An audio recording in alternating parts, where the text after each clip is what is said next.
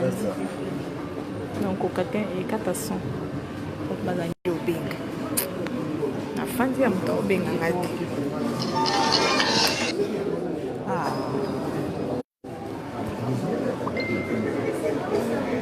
Silence s'il vous plaît.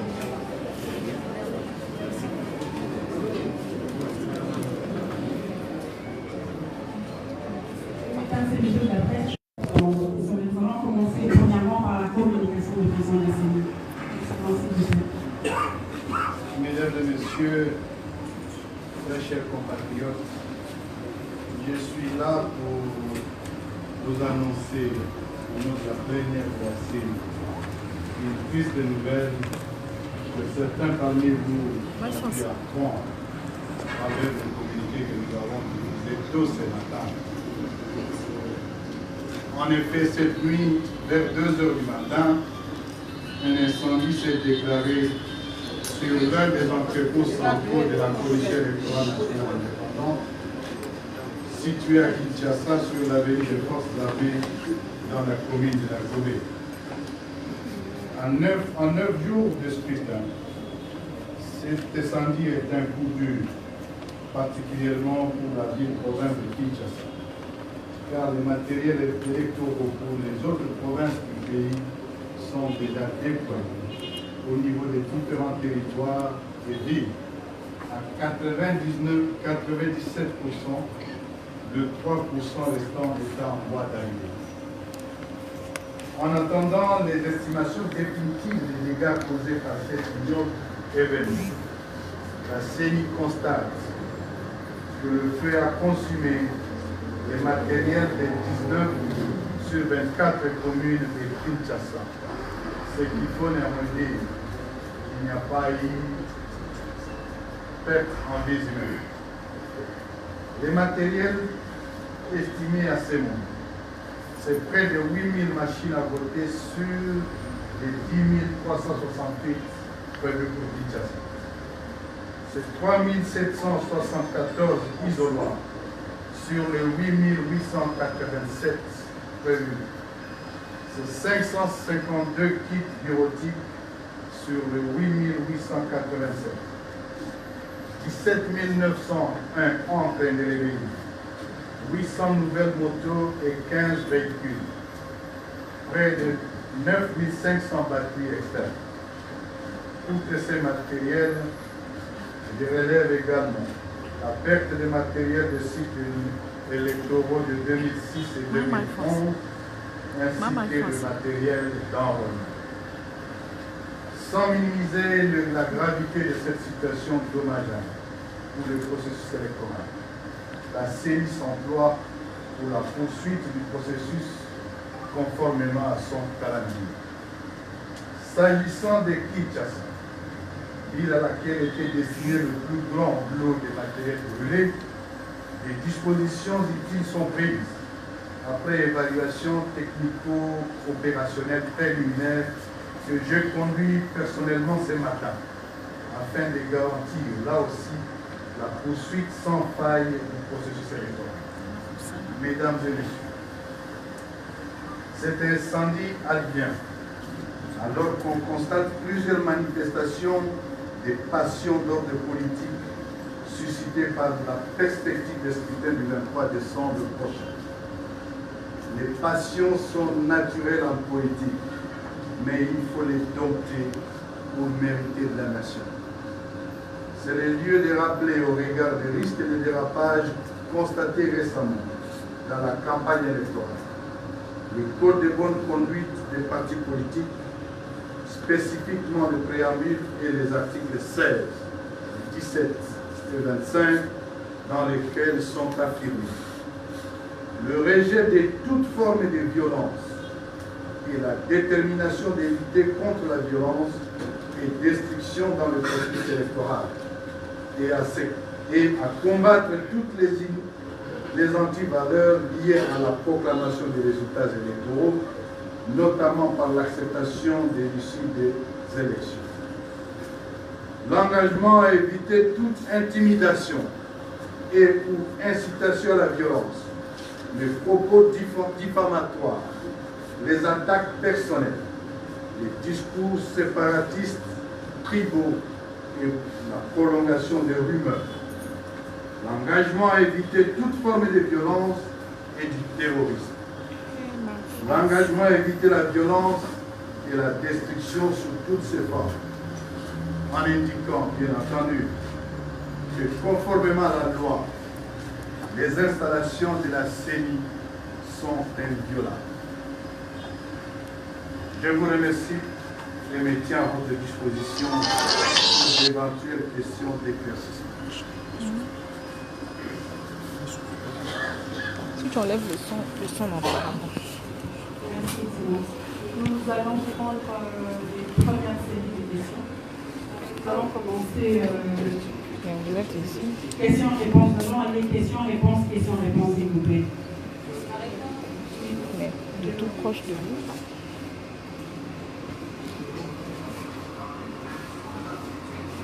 Merci de vous présenter. Vous donnez le nom de votre organe de presse et vous posez la question. Patrick Zabré pour sa collaboration. Monsieur Nana, pourquoi ce retard dans le développement de ces matériels jusqu'à avoir cet incident sur la route? Je pense qu'il n'y a pas de retard au déploiement des matériels. Les matériels qui étaient restés à l'entrepôt, c'est le matériel destiné à la ville province de Kinshasa. Il n'y avait donc pas lieu de les déployer, sinon qu'à la veille de ce qui est. Nous, le déploiement se poursuit normalement. Pour preuve d'ailleurs, je vous ai parlé de 93%. Voici comment est présenté le pays à ce jour. Disons, la carte était en couleur blanche, mais aujourd'hui, elle passe à la couleur verte, à 93%, à 97%. Les restants des parties qui sont à jaune, c'est ce qui est resté, ce sont des provinces ou des circonscriptions où le déploiement est en cours et il est prévu que dans 2 jours, toute la carte devrait être en couleur verte totalement.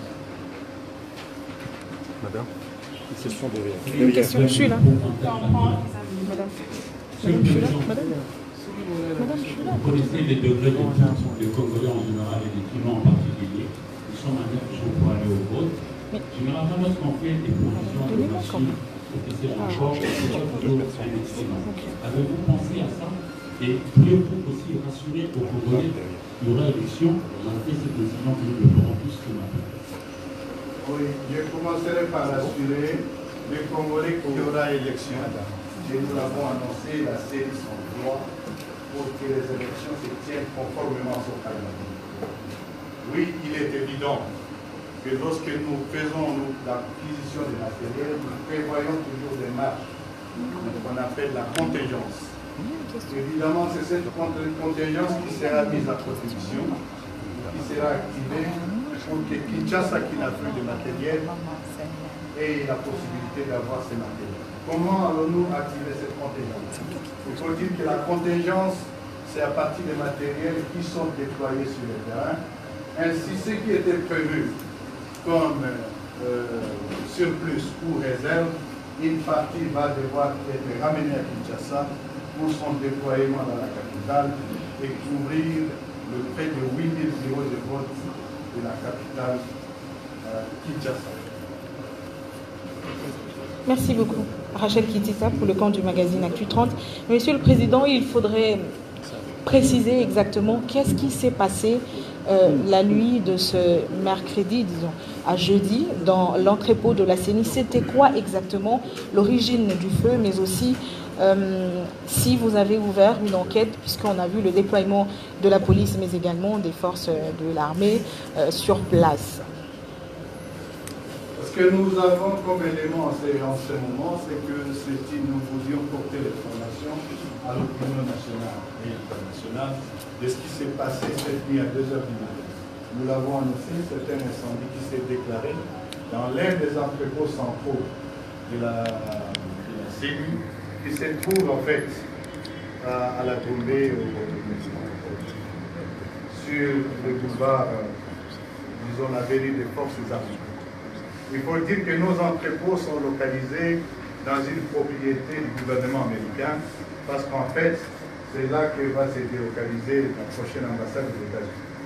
Nous attendions bien entendu quitter dégager les entrepôts juste après les élections. C'est ce qui s'est passé. Les enquêtes sont en cours, les investigations sont en cours menées par les services compétents. Ce sont ces services, ces travaux qui nous permettront d'identifier l'origine exacte de cet incendie. Nous disons déjà que si un tel incendie est d'origine criminelle, nous dénonçons et nous disons que le peuple congolais a besoin des élections, il n'a besoin que des élections. La CENI s'emploie pour que ces élections se tiennent conformément à son calendrier. Afin de poser les questions, lunette de président côté droite. Est-ce que vous voyez d'importer de nouvelles machines de Corée du Sud ou alternativement d'imprimer des bulletins en papier pour ces communes de Kinshasa? Donc évidemment, la série de crises que nous avons constituées ce matin qui a mené l'évaluation technique qui sont conduite ce matin a pu examiner toutes les options, parmi lesquelles la possibilité de fabriquer de nouvelles machines et les déployer à Kinshasa. Évidemment, cette option est certes la meilleure, mais elle bute plus ou moins à la question des délais.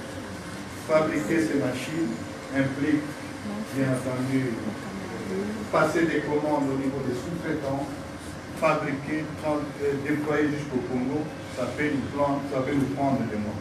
Ainsi, cette option, nous pensons que nous l'avons écartée. Je parle sous le contrôle de mes collègues ici présents. Nous avons écarté cette option en disant que nous allons plutôt utiliser. Nous allons nous focaliser. Aussi, la conséquence ne sont pas à Kinshasa. Ils sont disséminés à travers toutes les provinces, tous les territoires. L'enjeu maintenant, c'est de faire revenir ce Kinshasa le plus rapidement possible.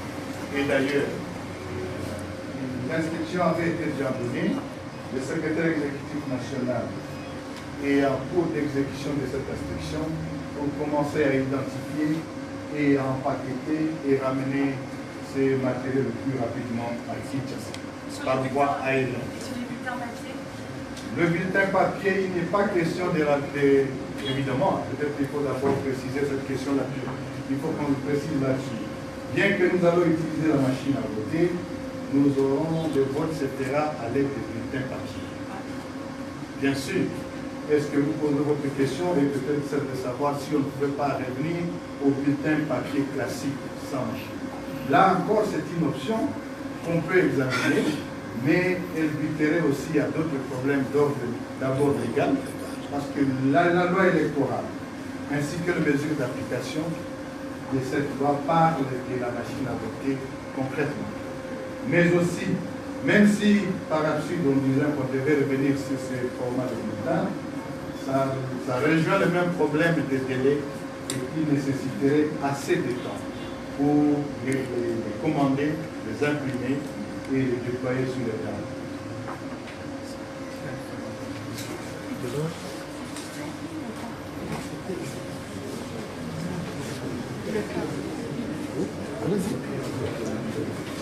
Monsieur le Président, si j'avais compris les méthodes d'élection, on a quand même accompagné la série jusqu'à ce niveau.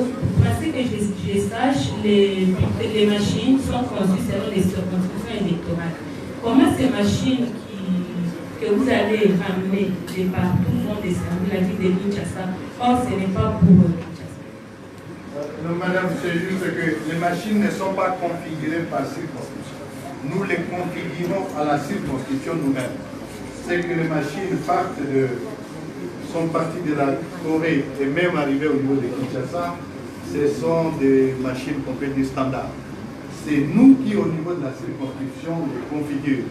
Ainsi, nous pouvons configurer une machine qui était destinée dans une circonscription de Pointe, par exemple. Si besoin, on peut la configurer pour une autre circonscription. Et c'est ça qui sera fait. Monsieur le Président, moi c'est le cœur municipal ici, vous l'explosez. À moins que je me trompe, il y a quand même eu de vote. Alors, combien de machines à voter avez-vous commandées dans la totalité de la République démocratique du Congo. Et si vous pouvez nous parler également des excédents des machines que vous aviez prévues en cas de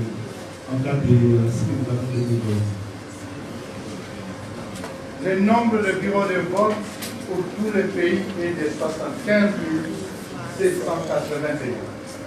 Je disais 75 781 bureaux de vote. Évidemment, nous avions commandé des machines à voter conformément au nombre de bureaux de vote, mais on a ajouté la contingence. Et la contingence est de deux catégories. C'est des machines de réserve dans un premier temps, soit une machine par centre de vote, de réserve, et bien entendu, le stock qu'on appelle le stock tampon. C'est ces stocks tampons que nous allons utiliser et que nous allons ramener. Ça veut dire, nous avons commandé 105 000, près de 105 257 machines à voter. Et nous avons 75 781 bureaux de vote. Nous avons donc une réserve de près de 30 000, donc 29 000, desquels il faut découler, il faut dériver plus ou moins 9 000 machines de stock tapons et 22 000 de machines de réserve. C'est ces stock tapons que nous avons, sur lesquels nous allons nous appuyer pour avoir, pour couvrir la province, la ville province de Kinshasa. Tu as déjà parlé. Deuxième question. On prend les dernières. Tu as déjà parlé. Ici. Merci. Clarisse Belli pour le compte de BCTV et le magazine Mama. Très bien, merci. Clarisse Belli pour le compte de BCTV et le magazine Mama. Nous sommes tous touchés par cette perte. Heureusement que vous nous rassurez, il y aura les élections du 23 décembre comme attendu. Alors, M. Nanga, parce que Kinshasa a connu aujourd'hui une perte, dans combien de temps exactement comptez-vous boucher ces trous, le trou que connaît Kinshasa à présent pour que nous allions tous aux élections le 23 décembre? Est-ce un jour, est-ce 2 jours? Parce qu'il y a déjà un plan B qui a été mis en place pour ne pas que nous tombions dans l'échec. Et puis, une autre préoccupation, j'entre un peu en politique. Il y a des candidats présidents et autres, certains qui envoient de... ok, je me résume. Certains qui refusent, qui rejettent la machine à voter, qui appellent peut-être au soulèvement de la population le 23 décembre. Avez-vous pensé à une personne qui serait à la base de cet incendie? Merci. Peut-être que vous avez pensé à une personne. La CENI a pour mission d'organiser les élections. Et nous les organisons pour les congrès. Ceux qui compétissent, ce sont les acteurs politiques, les candidats, les partis politiques et les groupements politiques. Nous en appelons bien entendu à l'apaisement. Nous en appelons à la paix. Nous en appelons à ceux qui sont en train de faire l'évangile de la violence qu'ils n'ont pas droit d'échapper dans une nation. Nous allons organiser les élections. Elles vont bien se passer. Et nous demandons seulement aux acteurs de ne pas se tromper d'adversaire. L'adversaire, ce n'est pas la CENI. L'adversaire qui n'est qu'adversaire politique, pas un ennemi, c'est plutôt entre acteurs. La CENI va organiser ces élections en demandant encore une fois aux uns et aux autres de revenir à la raison. Rejeter la machine ou bien l'accepter, c'est un droit en démocratie. Je conseille à chacun de mesurer les conséquences de ce qu'il peut être en train de faire. Ce qui est sûr, le 23 décembre, disons, nous allons organiser les élections et nous nous employons pour ça. Aujourd'hui, ce n'était pas pour vous donner autre information que vous dire que nous avons eu la triste nouvelle que nous avons vécue ce matin, en se disant bien entendu que nous avons fait une évaluation préliminaire, qui est une évaluation technique, depuis ce matin.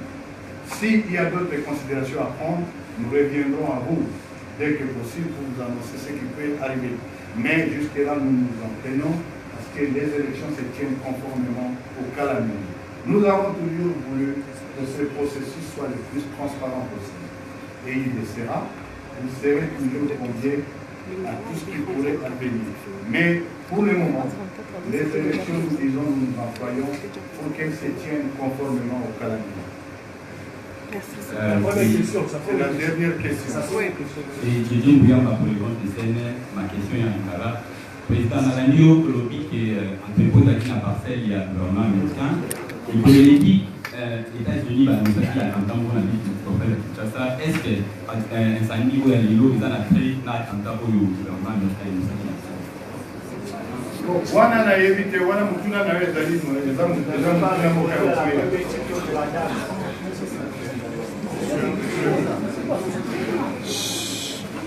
Eh Marc. Oui, mutuna na ezali ya botu ya penza. Ozolo bakeno est-ce que makambo ezali ba attentat yoka ki na éviter.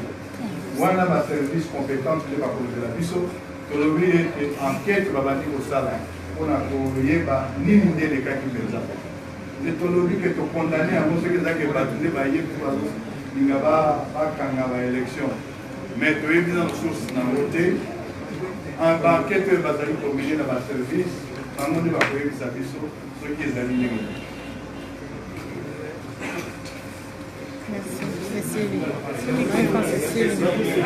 Merci, Excellence. Merci, mesdames et messieurs, d'avoir été présents. Merci.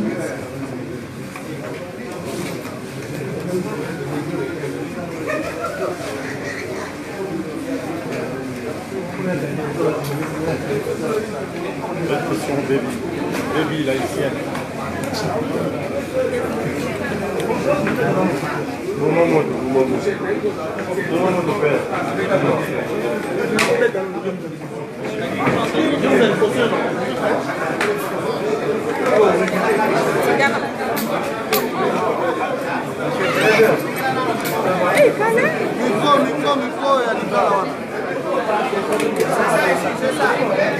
C'est bon?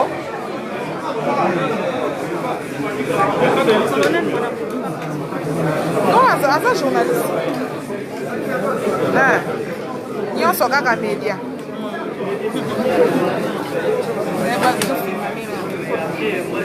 Alors le point de presse c'est vous comptez la liste là. C'est vous qui comptez la liste là des masques. Non, même pas. Comment ça? Voilà, c'est donc fini pour le point de presse de la CENI. Vous avez remarqué, le président de la CENI a dit que les élections auront lieu le 23 décembre et que le trou causé par l'incident va être bouché parce qu'il y a des machines en surplus qui ont été commandées et qui vont être reconfigurées pour les circonscriptions électorales, les 19 à peu près, en République démocratique. Voilà, donc c'est un peu ça. Merci de nous avoir suivis, à très bientôt.